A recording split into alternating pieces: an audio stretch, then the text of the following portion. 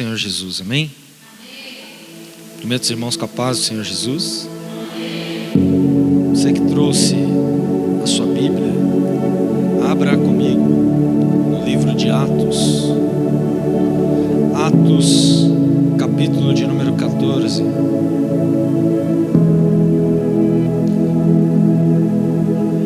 Atos 14, no versículo de número 22. Aleluias. Glória a Deus.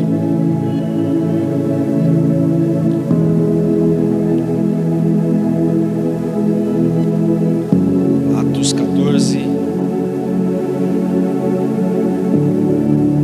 versículo de número 22.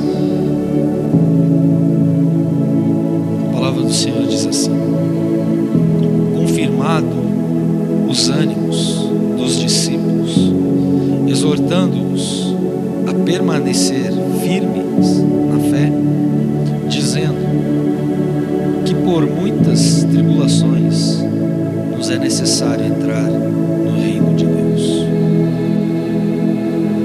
Coloque sua Bíblia no assento, segurando a mão desse irmão que está à sua direita, à sua esquerda,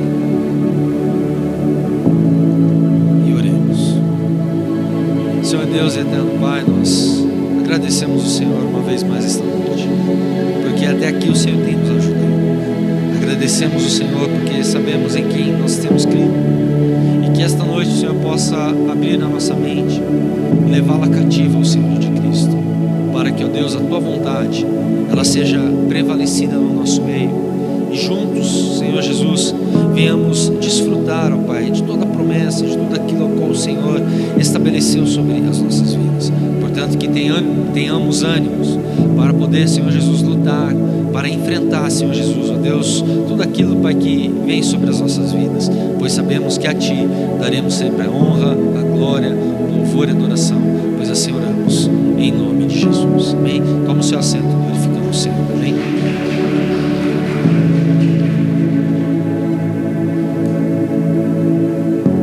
Aqui nós temos uma palavra que ela vem para nos confrontar, assim como os discípulos de Jesus, eles recebem esta exortação para que eles possam ter ânimo.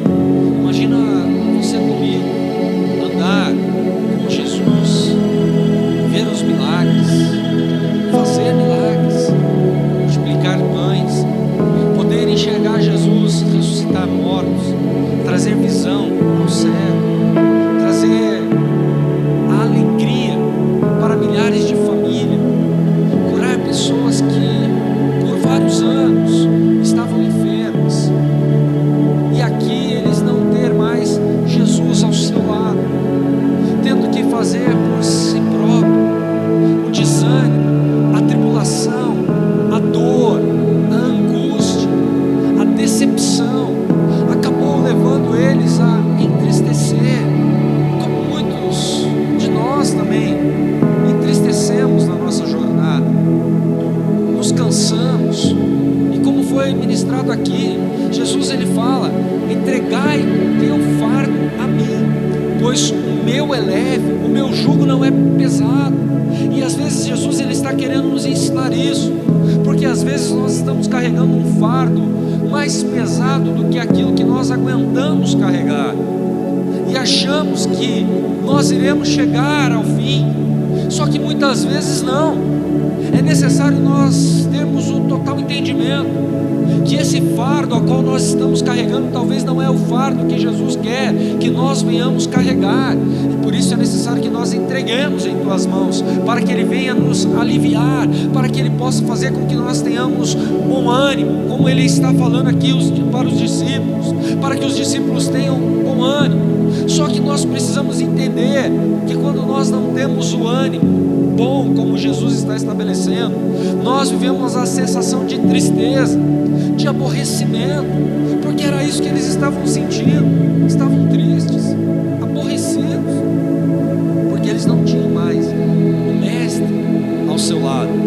Por isso eles viviam chorando, eles estavam cheios de dor, cheios de amargura no seu coração. E quantas vezes você também Senhor desta maneira, cheio de dores, cheio de amarguras, cheio de tristezas, não consegue nem mesmo adorar ao Senhor que se faz presente no nosso meio. Queremos as bênçãos, queremos a manifestação da sua glória, mas não conseguimos conectar o nosso pensamento. Parece que o nosso falar é um falar pesado, parece que o nosso louvor é um louvor que apenas está saindo para poder preencher o ambiente onde nós estamos. Só que não é isso que Deus quer. Ele quer que o nosso louvor, ele não venha preencher apenas este ambiente, mas ele venha ultrapassar barreiras, fronteiras e chegar diante do seu trono, para que ele possa receber como um cheiro agradável. Só que para tudo isso acontecer, nós precisamos deixar a tristeza de lado, nós precisamos deixar o aborrecimento de lado, nós precisamos realmente deixar a ocasião que traz um dissabor em nossa vida de lado, porque nós não estamos aqui para poder nos auto-alegrar, mas nós estamos aqui para alegrar aquele que por mérito único se entregou à morte, e a morte de cruz, para poder trazer a salvação para mim e para você. E quando nós entendemos isso, nós começamos a deixar a tristeza de lado, nós começamos a deixar a angústia de lado, nós começamos a deixar o abatimento de lado, porque nós sabemos que a nossa alegria está em Deus, a nossa força está em Deus, a nossa esperança está no Pai, e Ele começa a moldar o nosso coração de uma maneira completamente diferenciada. É claro que nós temos sonhos, é claro que nós temos objetivos a serem alcançados, mas como a Bíblia diz, que o sonho não alcançado muitas vezes enfraquece o coração. E eu creio que tem muitas pessoas que estão aqui esta noite que têm sonhos. Quem aqui tem sonhos? Mas eu sei que às vezes o sonho ele acaba demorando a se concretizar, e por demorar a se concretizar, muitas pessoas acabam abandonando o Evangelho. Muitas pessoas não conseguem chegar até o fim, porque a visão delas é para o hoje, e às vezes a oração ela está errada.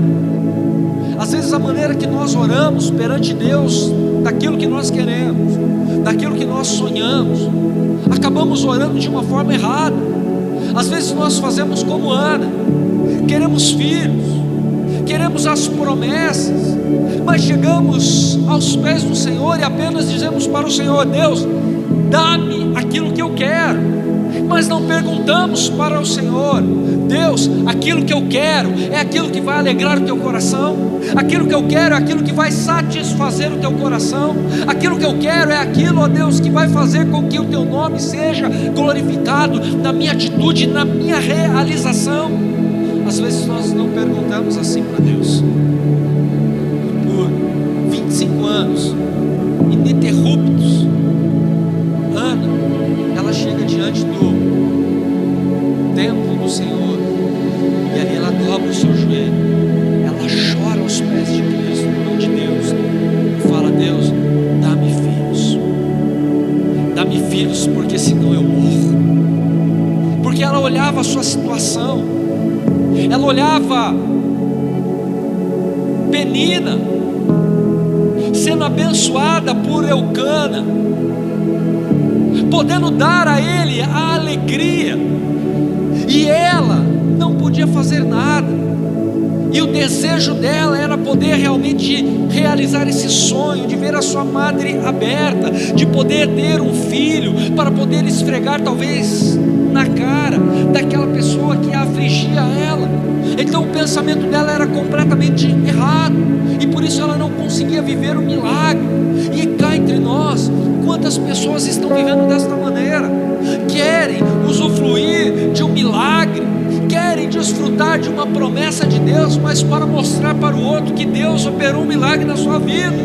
É um pensamento errado, é um pensamento medíocre, não será realizado. Mas quando ela entendeu que para ela viver o milagre, ela precisaria orar da maneira correta, no 25º ano, ela chega aos pés do Senhor, ali dentro do templo e fala: Deus, se tu me deres um filho, quando ele desmamar, eu entrego ele no teu altar como sacrifício, para que o Senhor possa fazer dele aquilo que o Senhor quiser. Naquele momento, Deus olhou para o coração de Ana. Eu penso que talvez Deus não estivesse nem olhando para ela. Aqui estou confabulando, não está escrito na Bíblia, e nem me chamo de louco por isso, mas eu creio que naquele momento Deus podia estar olhando para você hoje, aqui esta noite. Deus podia estar olhando para os teus sonhos. Só que quando ela fala isso, Deus, ele para o cosmos, Deus, ele para tudo que ele está fazendo, para poder inclinar os teus ouvidos para ouvir o clamor daquela mulher, porque era o que Deus estava querendo escutar desde o primeiro ano. Assim como um dia ele ouviu a oração de Daniel, Deus está falando para você aqui esta noite: no primeiro dia que você orou, eu já escutei a oração. No primeiro dia que você clamou, eu já decretei a bênção sobre a sua vida. Mas nós barramos as bênçãos com as nossas atitudes, com o nosso coração fechado, por não saber esperar em Deus. Queremos ajudar Deus a fazer um milagre, e Deus não precisa de ajuda para operar milagre. Ele é um milagre em pessoa. Ele operou em você o milagre de você estar aqui esta noite, para poder viver todas as promessas que Ele estabeleceu sobre a sua vida. Porque naquele momento, quando ela ora, Deus para todas as coisas e Ele fala: agora sim eu realizarei o teu sonho, Ana, porque você me pediu um filho para entregar, para fazer a minha vontade. Porque você queria apenas um filho comum, mas eu queria te dar um filho que fosse profeta, que fosse sacerdote, que fosse juiz sobre Israel. Eu queria dar a você um filho que viesse te honrar. E eu quero dizer para você: o seu milagre não é apenas para você se alegrar, é para que o seu Deus se alegre em dar a você aquilo que você tanto tem sonhado. Mas para isso você precisa ter bom ânimo, você precisa lutar, você precisa fazer como Ana. Você não pode ficar sofrendo, andando por aí, querendo apenas a sua razão ser estabelecida. Não é a tua razão, é aquilo que Deus planejou, é aquilo que Deus preparou para você. Porque no momento da dificuldade, nós sofremos, e sofremos muitas vezes sozinhos. Não temos um amigo íntimo, não temos Deus, não temos ninguém. Somos somente nós diante da situação, para poder realmente rasgar o nosso coração perante tudo aquilo que está acontecendo, para clamar. E Deus espera de você fidelidade para poder cumprir o verdadeiro propósito.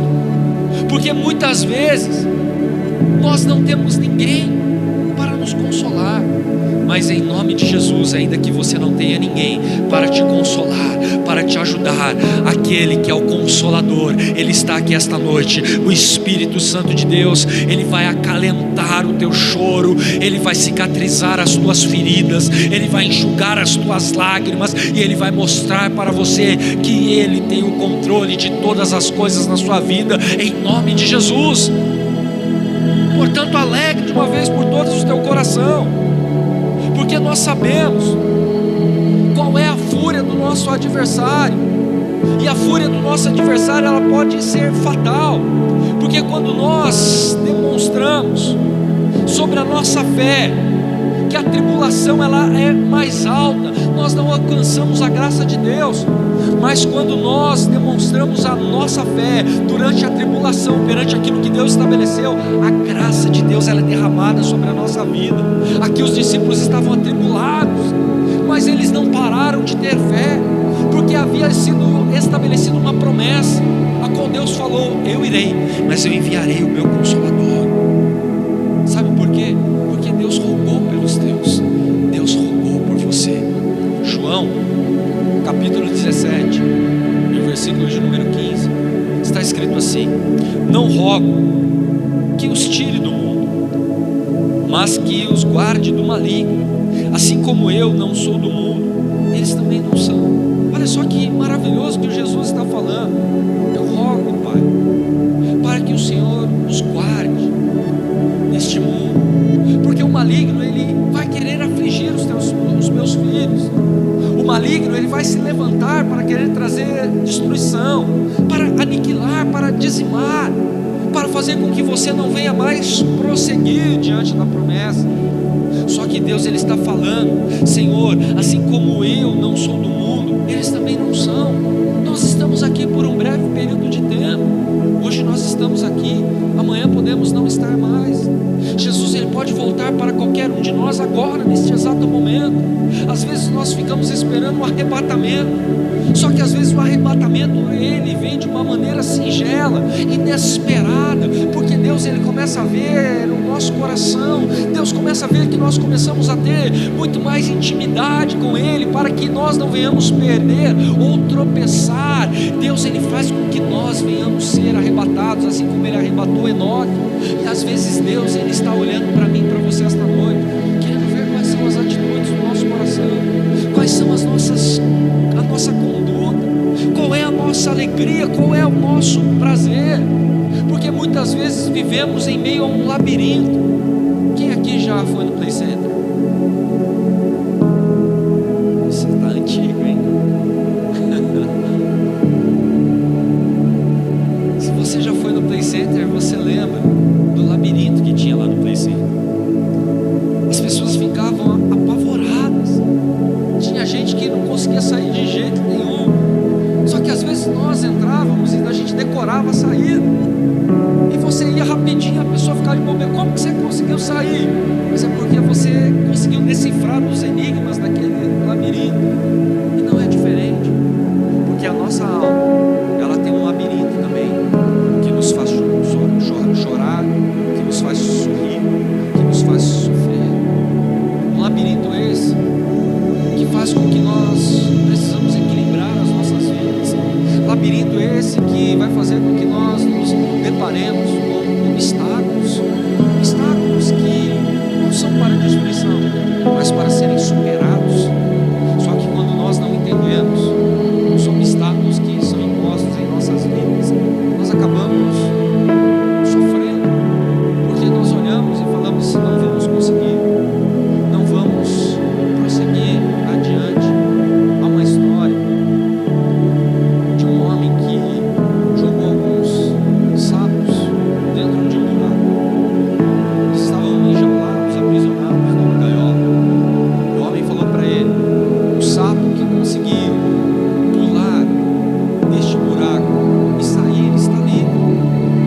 E aqueles sapos começaram a pular, a pular, a pular, e cansaram. 9 sapos, eram 10 sapos, 9 cansaram. Falou: não tem mais jeito.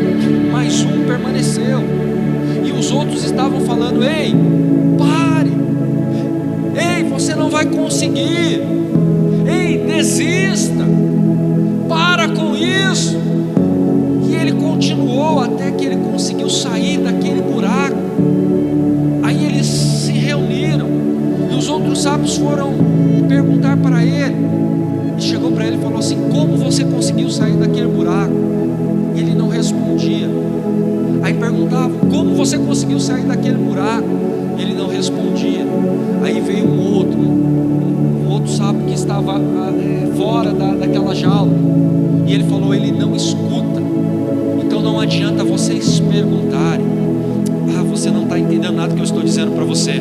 Deus está falando para você: enquanto você estiver dando ouvido para a sociedade, enquanto você estiver dando ouvido para aquilo que os outros falam de você, você não vai superar este obstáculo. Mas quando você fechar os teus ouvidos e apenas sentir a presença do Senhor, você vai criar resistência, você vai criar força, e aquele obstáculo não vai poder te parar, porque você vai superar ele, você vai glorificar ao nome do Senhor, porque nenhum tipo de tribulação vai poder te barrar, porque Deus é contigo, e ponto final. Entenda isso de uma vez por todas. O que cabe a nós é vencer os obstáculos, e muitos ainda não entenderam que Deus, Ele é poderoso, que Deus está lutando com você. E quando nós abaixamos a guarda, o nosso inimigo, ele prevalece, ele vai ser maior, ele vai crescer e vai trazer realmente tristeza e destruição. A separação, ela traz perdas irreversíveis, e quando nós nos separamos de Deus, somos nós que perdemos, somos nós que sofremos, porque nós iremos machucar, nós iremos sofrer. E é por isso que o diabo, ele quer realmente separar você do amor de Deus, mas Deus não vai deixar isso acontecer. Repita comigo: nada, diga nada, pode me separar do amor de Deus. Ou seja, absolutamente nada pode te separar do amor de Deus. E para que isso aconteça, o amor de Deus tem que estar sempre, ele está sempre disponível para nós. E será que o nosso amor, ele está disponível para Deus? Será que nós fazemos as coisas para Deus com amor? Será que nós fazemos as coisas para Deus com alegria?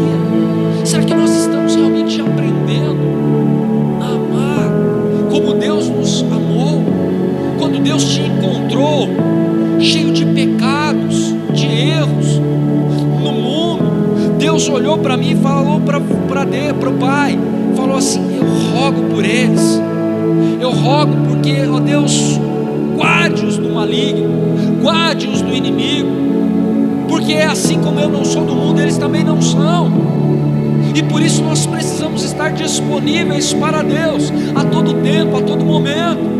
Porque Deus, ele te chama quando você acorda, Deus te chama no caminhar, na tua jornada durante o dia, Deus te chama quando você está dormindo, para que você venha exercer o propósito e o plano ao qual Ele mesmo estabeleceu para ser vivido por nós. Só que quando a tribulação, ela está grande, a primeira coisa que nós queremos fazer é desistir.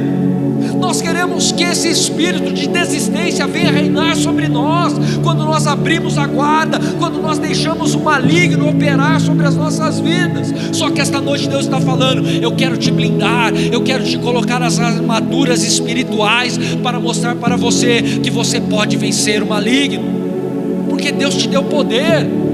Ele fala: eu vos dou poder sobre serpentes e escorpiões, e dano algum fará mal para você. Sabe por quê? Porque Ele colocou Satanás debaixo dos nossos pés. Então quando você vem alegre para a casa do Senhor, quando você glorifica, você está pisando na cabeça da serpente, você está pisando na cabeça do diabo. Sabe por quê? Porque você é aquele que Deus levantou para operar os milagres nesta terra.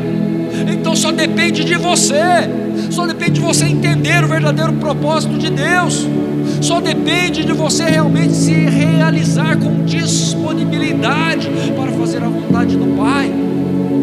2 Coríntios capítulo 8, versículo 12, a palavra do Senhor diz assim: agora pois, completai a obra, a fim de que a forte disposição de realizá-la seja igualada ao zelo em concluí-la, de acordo com os bens que possuis.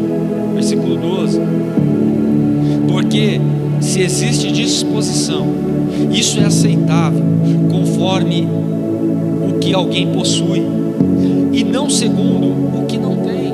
Ou seja, Paulo ainda está falando aqui que é necessário nós completarmos a obra com disposição, com zelo.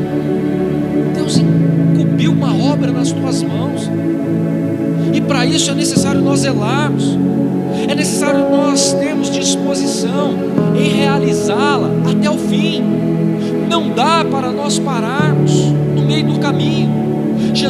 Deus fala para Daniel, capítulo 12, versículo 13: tu, porém, vai até o fim. O que Deus está dizendo para mim e para você é no final que eu vou operar o milagre, não é no começo, porque todo começo é um momento de aprendizado, o meio é um momento de crescimento, mas o fim é o fim do gozo, é o fim onde a alegria vem, é o fim, é o momento onde você realmente tem a realização. Por isso Deus, Ele mostra para mim e para você que Ele é o caminho, a verdade e a vida. Diga comigo: Aleph, Mem, Tov. Ou seja, Deus está falando que Ele é o começo, o meio e o fim. Se você ver o alfabeto hebraico, Aleph é a primeira letra do alfabeto, é a letra do meio, a 12ª, Tov, a 24ª letra. Ou seja, Deus está falando: eu tenho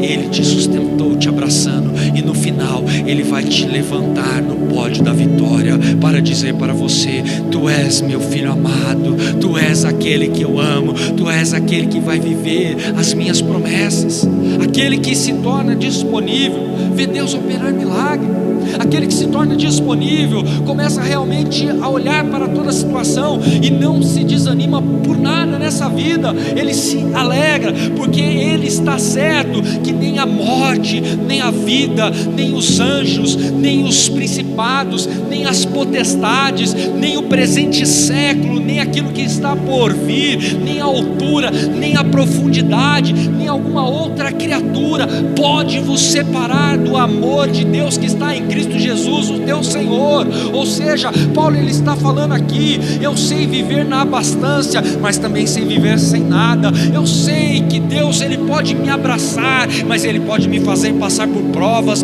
por tribulações, mas absolutamente nada disso vai me separar do amor de Deus que está em Cristo Jesus. Eu quero dizer para você: nada daquilo que você tem passado, nada daquilo que você tem sofrido vai te separar do amor de Deus que está em ti, porque Deus ele te ama. Então imagine comigo todo o sofrimento de Paulo após se entregar a Cristo,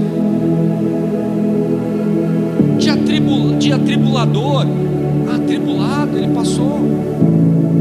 passou de perseguidor a ser perseguido.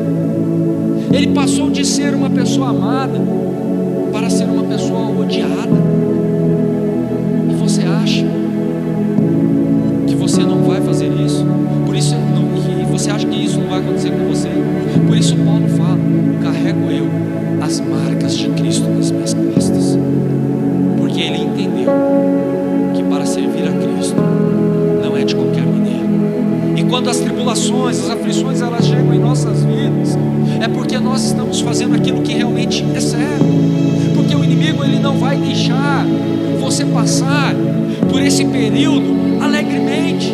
Ele vai sempre colocar um obstáculo, ele vai sempre fazer alguma coisa para poder tirar a tua paz, tirar a tua alegria e fazer com que você não venha a reinar em glória com Cristo, porque nós reinamos através da fé e da glória inacessível que foi derramada sobre as nossas vidas. Porque quando nós entendemos assim, nós começamos realmente a viver uma nova história. E Paulo ele está nos ensinando isso, que toda aflição, toda tribulação a qual ele viveu no presente século não pôde separar ele do amor de Deus que estava sobre a vida dele. E eu quero dizer para você: eu não sei o que você está passando, eu não sei como você está vivendo, eu não conheço a sua história, mas eu quero dizer: nada poderá separar você do amor de Cristo que está sobre a tua vida, em nome de Jesus. Assim somos nós. Sempre estarão querendo apagar, sempre estarão querendo apagar a sua história, a nossa história. O inimigo sempre vai querer fazer com que você venha parar. Porque imagina comigo, se você se prepara para escrever um livro, você fala: eu vou escrever um livro de 100 folhas, 100 páginas. Só que quando chega na 50ª página, ali você para e você não consegue mais escrever. Ou seja, a sua história está apagada, você não vai conseguir dar continuidade. Você chegou até o meio, mas você não teve mais força, você não teve mais ânimo, porque as tribulações, os obstáculos te pararam, te barraram. E é por isso que Deus está falando com você esta noite: não jogue a toalha, não desista, vá até o fim. As tribulações são grandes, as tempestades elas chegam, mas nós precisamos levantar a nossa cabeça, porque nós sabemos que um dia também, como Jesus falou, eu estive no maligno, atuou sobre a minha vida, e está atuando sobre a vida dos meus filhos. Mas assim como eu não sou, eles também não são, porque eles pertencem a mim. E isso é o maior motivo e a razão de não deixar que as tribulações elas venham nos cercar e nos sufocar, porque hoje as pessoas estão sufocadas em querer realmente as realizações do que estarem disponíveis. Qualquer pequena luta, qualquer pequeno obstáculo é motivo de parar, é motivo de falar: eu não vou mais para a igreja, eu não vou mais adorar, vou ficar em casa, porque eu não vou abandonar a Deus, mas aqui em casa eu vou estar com a minha fé. Estamos errados, porque a Bíblia diz que com bom e agradável é que os irmãos vivam em união. A Bíblia diz que a congregação dos santos precisam se reunir para dar cânticos de glória, de louvor, de adoração. Então, quando nós não nos reunimos realmente, nós estamos realmente sendo ingrato a tudo aquilo que Jesus ele fez por nós. E portanto nós precisamos mudar esse pensamento. Nós precisamos parar de sermos egoístas. Nós precisamos parar de pensar apenas em nós, mas pensar que eu com Jesus somos dois, e aonde houver dois ou mais reunidos na presença do meu Espírito, ali eu estarei. Ou seja, quando você se reúne com os teus irmãos, a habitação do Pai ela vem sobre as nossas vidas para nos fortalecer, para fazer com que nós não venhamos ser afligidos, atribulados, mas podendo sim ser perseguidos, mas glorificando ao Pai acima de todas as coisas, porque Deus sempre tem um escape para você. E esta noite Deus te trouxe aqui para dizer para você que tudo que eu tenho, ou seja, é de Deus. E se tudo é de Deus, Ele está falando: eu te dou nas tuas mãos para você viver aquilo que você tanto sonha, aquilo que você tanto merece viver. A minha vida, a sua vida, ela vem de Deus. Foi Deus que nos criou, foi Deus que nos projetou, com a incumbência de nós sermos diferentes, de nós sermos semelhantes a Cristo. Não tem nenhuma outra perspectiva de vida se nós não formos semelhantes ao Senhor. Se nós apenas queremos viver conforme a nossa razão e a nossa vontade, seremos os mais seres miseráveis desta terra. Os meus sonhos, eles vêm de Deus. Os meus desejos foram estabelecidos por Ele, porque Ele mesmo diz que os meus pensamentos são maiores que os vossos, e os meus sonhos são maiores do que os vossos. Ou seja, nós precisamos entender que tudo que nós temos provém de Deus. Se nós estamos vivos aqui é porque a misericórdia do Senhor, ela se renovou quando você acordou esta manhã. E nós temos motivo de sobra para alegrar. A minha herança, ela vem de Deus, porque a minha herança é a eternidade ao lado do Pai. E se a minha herança é a eternidade ao lado do Pai, por que choras? Por que se entristece? Ei, eu quero dizer para você: não deixe se levar por esta breve aflição, por esta atribulação. Esta tribulação, ela é para te deixar mais forte. Repita assim comigo: essa tribulação não vai me matar, mas vai me fortalecer, porque eu sou herdeiro. Diga: porque eu sou herdeiro da promessa.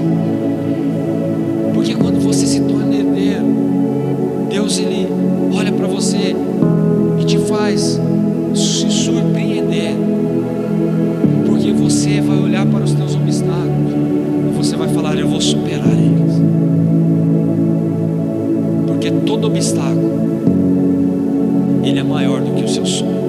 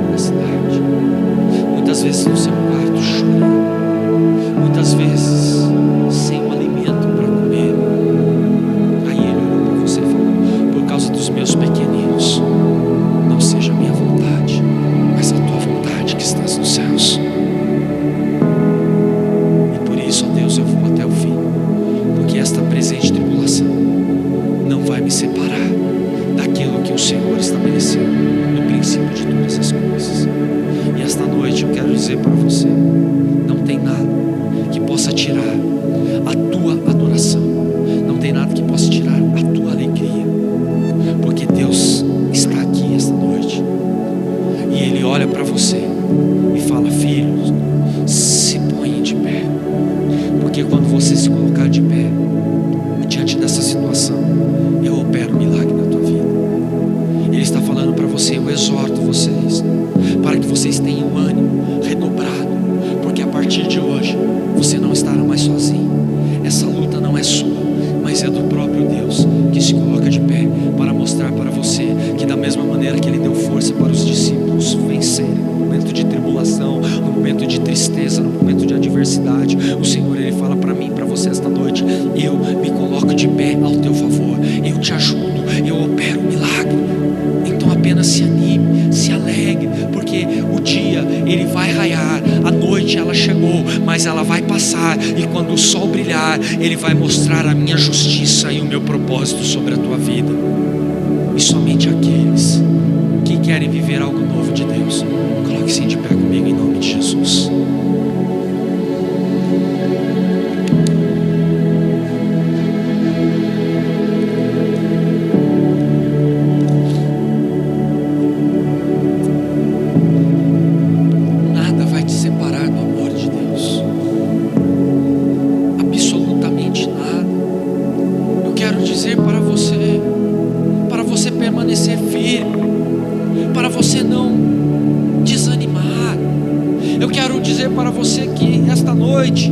Você veio até aqui amando de Deus, direcionado pelo Espírito Santo, para que você possa sair por estas portas e voltar para a sua casa tomado de uma esperança, porque a esperança ela gera paciência, e a paciência ela gera a fé, e a fé opera um milagre. Eu quero dizer para você esta noite: Deus, Ele está te vendo, Deus não te abandonou em momento algum, Deus está no controle de toda a situação. Deus quer mostrar para você que Ele está vivo e que Ele é o mesmo Deus de ontem, que quer operar um milagre. Mas para o milagre acontecer na tua vida, naquilo que você veio buscar, naquilo que você tem colocado diante das mãos do Pai, você precisa realmente se fortalecer, você precisa realmente ter palavras de gratidão, você precisa realmente ter uma conexão completamente diferenciada com Deus, porque se você ficar como os discípulos estavam, tristes, esperando pela tribulação a qual eles estavam vivendo, pelas perseguições, pelas aflições que estavam fazendo eles ficarem tristes, eles não viveriam milagre. Mas quando eles entenderam o verdadeiro propósito, o verdadeiro plano de Deus, eles falaram: vamos aguardar a manifestação do Espírito Santo. E eu quero dizer para você que, assim como a palavra de Deus diz que os filhos do Senhor estão aguardando ardentemente a manifestação dos filhos de Deus. E aonde estão os filhos de Deus? Aonde estão os filhos de Deus? O mundo está aguardando você, está aguardando você se manifestar. Só que para você se manifestar, para a presença de Deus se manifestar na sua vida, você precisa fazer por merecer. Não dá mais para ficar de braços cruzados.